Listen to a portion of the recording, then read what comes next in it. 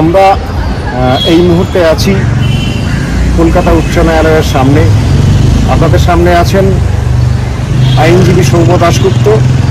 তিনি এই যে ছাত্র সংসদের নির্বাচন সংক্রান্ত যে আইন পশ্চিমবঙ্গ সরকার বার করেছে, সেই আইনের বৈধতাকে চ্যালেঞ্জ করে তিনি মামলা করেছেন।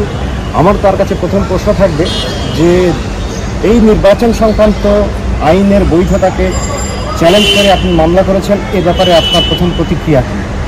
এই নির্বাচনের যে রুল, বর্তমান যে এক্সিস্টিং রুল রয়েছে, সেই রুলটি লিঙ্গ কমিশন রুল অনুযায়ী বা লিঙ্গ কমিশনের নির্দেশ অনুযায়ী এবং তার উপরেও সুপ্রিম কোর্ট এই লিঙ্গ কমিশনকে মান্যতা এবং বৈধতা দিয়ে বিভিন্ন জায়গায় যে ছাত্র নির্বাচন করতে চেয়েছে তার পরিপন্থী হয়ে যাচ্ছে। তার ফলে কি তৈরি হবে, এখানে যদি ছাত্র সংসদ নির্বাচন এক্ষুনি হয় তাহলে দেখা যাবে নির্বাচিত প্রতিনিধিরা সংখ্যায় অনেক কম আসবেন যারা, তারা নমিনেটেড, অর্থাৎ কিনা কেউ একজন নমিনেট করে দেবে যে অমুক ব্যক্তি ছাত্র সংসদের এই আসনে বসবেন। উদাহরণস্বরূপ আমি বলছি, ধরুন কোষাধ্যক্ষ পদটি এইটি নির্বাচনের মাধ্যমে হওয়া উচিত, বা ভাইস প্রেসিডেন্ট পদটি এইটি নির্বাচনের মাধ্যমে হওয়া উচিত। এইগুলোতে নমিনেশনের প্রশ্ন, অর্থাৎ কিনা ওপর থেকে কেউ একজন ঠিক করে দেবেন যে অমুক ব্যক্তি হবেন হচ্ছেন ভাইস প্রেসিডেন্ট, অমুক ব্যক্তি হবেন হচ্ছে কোষাধ্যক্ষ। তাহলে ছাত্র সংসদ নির্বাচন করার প্রয়োজনটা কি? তাহলে তো নমিনেশন দিয়ে সমস্ত কিছু হয়ে যায়। ইচ্ছা মতন যে কোনো মানুষকে এখানে বসিয়ে দেওয়া যেতে পারে। তিনি ছাত্র যদি না হন তাহলে তো ছাত্রদের দুঃখ সুখ, কলেজে যে অসুবিধা, সেসবের কথাগুলি জানাবে কাকে? জানালেও বা তার কী হবে? কলকাতা হাইকোর্টের আইনজীবী সৌম্য দাশগুপ্ত এবং all India lawyers union high court কমিটির সদস্য সৌম্য দাশগুপ্তর মুখ থেকে আপনারা শুনলেন। দ্বিতীয় প্রশ্ন সৌম্য দাশগুপ্তর কাছে, যে শেষ যে হিয়ারিংটা হয়েছে আদালতে, সেই হিয়ারিংয়ে এই মামলায় আদালতের কি নির্দেশ, আদালত কি বলেছেন?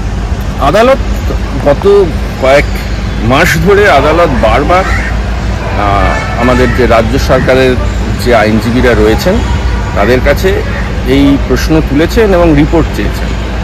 রিপোর্ট কিন্তু আজ পর্যন্ত স্পষ্টভাবে কোথাও জমা করা হয়নি। যেসব রিপোর্টগুলো জমা করা হয়েছে সেগুলোর মধ্যেও কিন্তু যথেষ্ট পরিমাণে বিভিন্ন রকম ফাঁক ফোঁকর, আইনের অসঙ্গতি এইসব রয়েছে। তো এবার প্রশ্নটা হলো এইখানেই যে আবার পরবর্তী যেদিন মামলা ধার্য করা হয়েছে, সম্ভবত 31শে জুলাই মামলাটি হওয়ার সম্ভাবনা।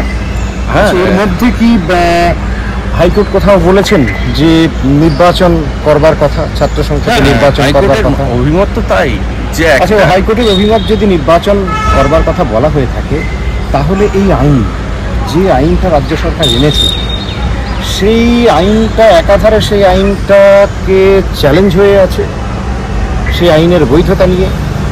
On the other hand, on the contrary, মহামান্য উচ্চ আদালতের নির্দেশ হচ্ছে যে ছাত্র সংসদ নির্বাচন করতে হবে।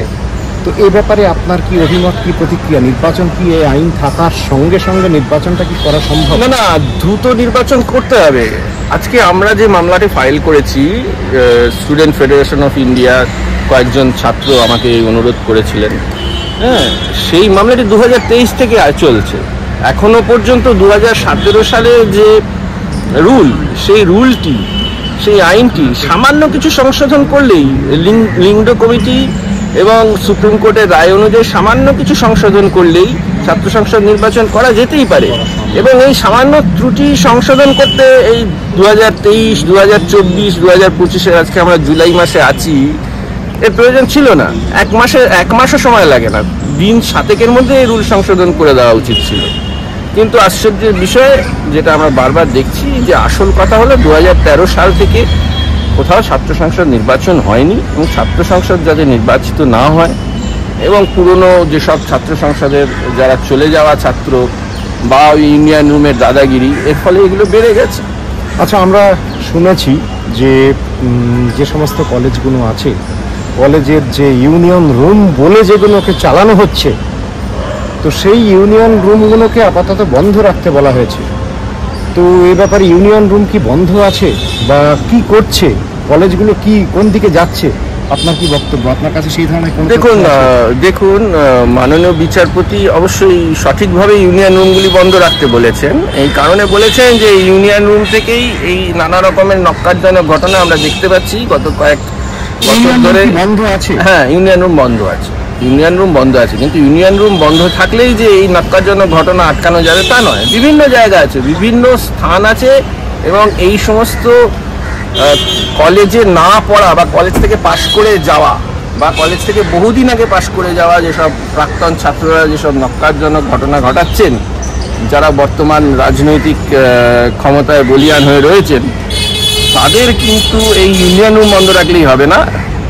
অন্যান্য জায়গা, যে জায়গাগুলোতে তাদের আটকানোটা ঢুকতে হবে, বিশেষত কলেজের প্রেমিসেসের মধ্যে তাদের আটকানো ঢুকতে হবে, এবং সেই অনুযায়ী আমার যিনি আর কি আর্জি জানিয়েছেন, তিনি আরেকটি সাপ্লিমেন্টারি এফিডেভিট করে এই কথাটিও বলেছেন যে শুধুমাত্র ইউনিয়ন রুম বন্ধ নয়, ওই কলেজে কোনো রকমের বহিরাগত ছাত্র নয়, তারা পারমিশন ছাড়া যাতে না ঢুকতে। আচ্ছা, এখন এই মুহূর্তে ছাত্র সংসদের নির্বাচনটা খুব জরুরি, যেটা কলকাতা হাইকোর্টের অভিমত,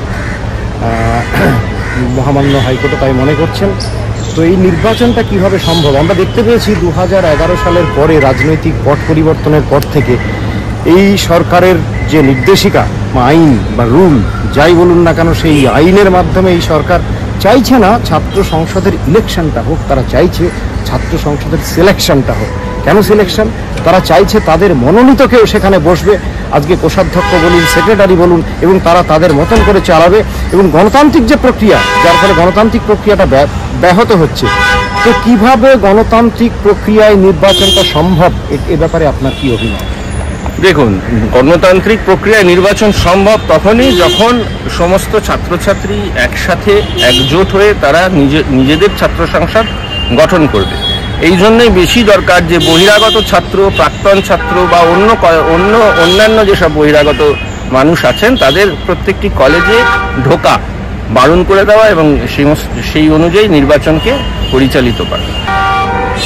দ্রুততার সঙ্গে এই রুল যেটা রয়েছে সেটা সংশোধন করা দরকার, লিঙ্গ কমিটির রেকমেন্ডেশন এবং সুপ্রিম কোর্টের রায় অনুযায়ী, এবং যত দ্রুত সম্ভব ইলেকশন আমরা চাইছি। আমরা আশা করব যে মহামান্য আদালত আমাদের আর্জি মেনে নেবেন।